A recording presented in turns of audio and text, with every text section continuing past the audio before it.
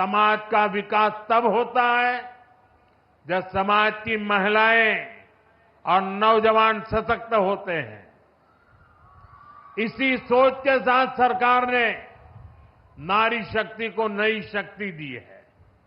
करोड़ों महिलाओं को मुद्रा लोन देकर उन्हें व्यापार करने की सहूलियत दी गई है। आज हम गांव-गांव में लखपति दीदी बनाने के लिए काम कर रहे हैं। आज गांव की हमारी बहनें अब ड्रोन पायलट भी बन रही है। और ये तो काशी है, यहां साक्षात शिव भी माता अन्नपूर्णा से भिक्षा मांगते हैं। काशी ये सिखाती है कि समाज तभी समृद्ध होगा जब नारी सशक्त होगी। इसी भावना से हमने विकसित भारत के हर संकल्प में नारी शक्ति को केंद्र में रखा है। जैसे पीएम आवास योजना ने करोड़ों महिलाओं को उनके अपने घर की सौगात दी है।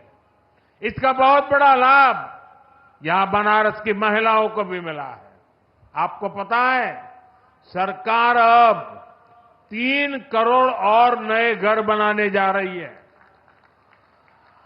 यहां बनारस में भी जिन महिलाओं को पीएम आवास के घर नहीं मिले, उन्हें भी जल्द से जल्द ये घर दिए जाएंगे।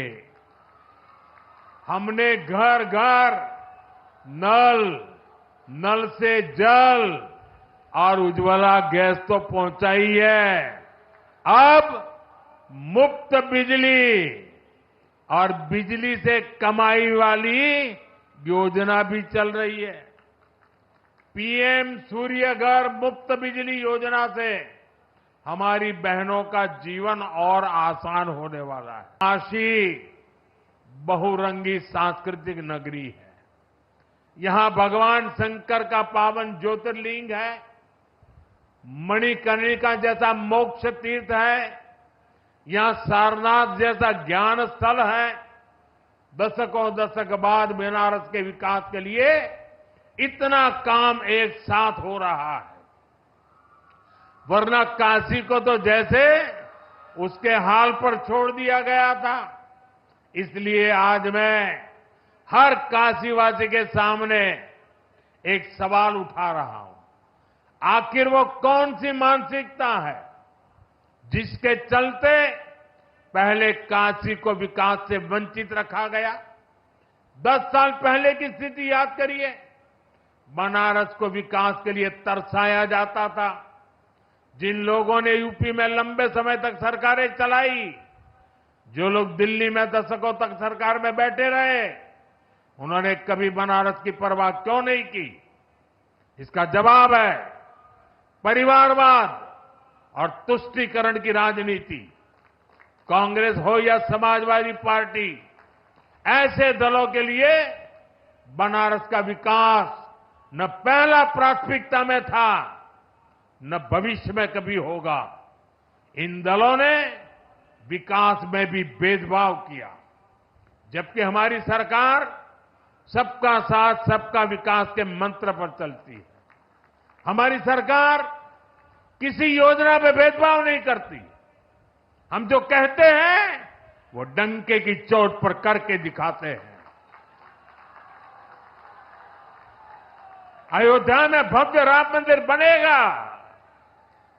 आज अयोध्या में हर रोज लाखों लोग रामलला के दर्शन करने जा रहे हैं। महिलाओं को विधानसभा और लोकसभा में आरक्षण की बात भी वर्षों से लटकी रही थी। यह ऐतिहासिक काम भी हमारी सरकार ने पूरा किया है। 3 तलाक की कुरीति से कितने ही परिवार पीड़ित थे। मुस्लिम बेटियों को इससे मुक्ति दिलाने का काम हमारी सरकार ने किया। ये भाजपा सरकार ही है जिसने ओबीसी आयोग को संवैधानिक दर्जा दिया। ये भाजपा सरकार है, एनडीए सरकार ही है जिसने बिना किसी का हक छीने गरीबों को 10% आरक्षण दिया। बीते 10 सालों में हमने देश में इंफ्रास्ट्रक्चर निर्माण का एक बहुत बड़ा अभियान शुरू किया है और इंफ्रास्ट्रक्चर के इस अभियान के दो सबसे बड़े लक्ष्य हैं। पहला लक्ष्य निवेश से नागरिकों की सुविधा बढ़ाने की है। दूसरा लक्ष्य निवेश से नौजवानों को नौकरी देने का है। आज देश भर में आधुनिक हाईवे बन रहे हैं, नए नए रूट्स पर रेलवे ट्रैक बिछाए जा रहे हैं, नए नए एयरपोर्ट बन रहे हैं और ये सिर्फ ईंट पत्थर और लोहे सरिया का काम नहीं हो रहा, बल्कि इससे लोगों की सुविधा बढ़ रही है, देश के युवाओं को नौकरियां भी मिल रही है। साथियों, आप देखिए, जब हमने बाबतपुरा एयरपोर्ट वाला हाईवे बनाया, एयरपोर्ट पर आधुनिक सुविधाएं बढ़ाई, तो क्या फायदा सिर्फ आने जाने वालों को मिला?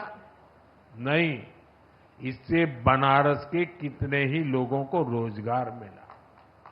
इससे खेती, उद्योग और पर्यटन तीनों को बल मिला। आज बनारस आने वाले लोगों की संख्या तेजी से बढ़ी है। कोई घूमने के लिए आ रहा है, कोई व्यापार के लिए आ रहा है और इसमें फायदा आपका हो रहा है। इसलिए अब जब बाबतपुर हवाई अड्डे का और विस्तार होगा तो आपको और ज्यादा फायदा होगा। आज इस पर काम भी शुरू हो गया है। ये काम जब पूरा हो जाएगा तो यहां ज्यादा विमान उतर पाएंगे। साथियों, आधुनिक इंफ्रास्ट्रक्चर के इस महायज्ञ में हमारे एयरपोर्ट्स, उनकी शानदार इमारतें, आधुनिक से आधुनिक सुविधाएं आज दुनिया भर में चर्चा का विषय है। 2014 में हमारे देश में सिर्फ 70 एयरपोर्ट थे और नायडू जी ने अभी विस्तार से उसका वर्णन किया। आज 150 से ज्यादा एयरपोर्ट है और जो पुराने एयरपोर्ट है हम उन्हें भी रिनोवेट कर रहे हैं। पिछले साल देश में 1 दर्जन से अधिक एयरपोर्ट पर नई सुविधाओं का निर्माण हुआ, मतलब हर महीने एक। इनमें अलीगढ़, मुरादाबाद, श्रावस्ती और चित्रकूट एयरपोर्ट भी शामिल है। अयोध्या भी एक भव्य इंटरनेशनल एयरपोर्ट हर रोज राम भक्तों का स्वागत कर रहा है। आप जरा सोचिए, वो भी दिन थे जब यूपी को खस्ताहाल सड़कों के लिए ताने दिए जाते थे। आज यूपी की पहचान एक्सप्रेस वे राज्य के रूप में हुआ है। आज यूपी की पहचान सबसे अधिक इंटरनेशनल एयरपोर्ट वाले राज्य की है। नोएडा के जेवर में भी जल्द ही एक भव्य इंटरनेशनल एयरपोर्ट बनकर तैयार होने जा रहा है। यूपी की इस प्रगति के लिए मैं योगी जी, केशव प्रसाद मौर्य जी, ब्रिजेश पाठक जी, उनकी पूरी टीम की सराहना करता हूं।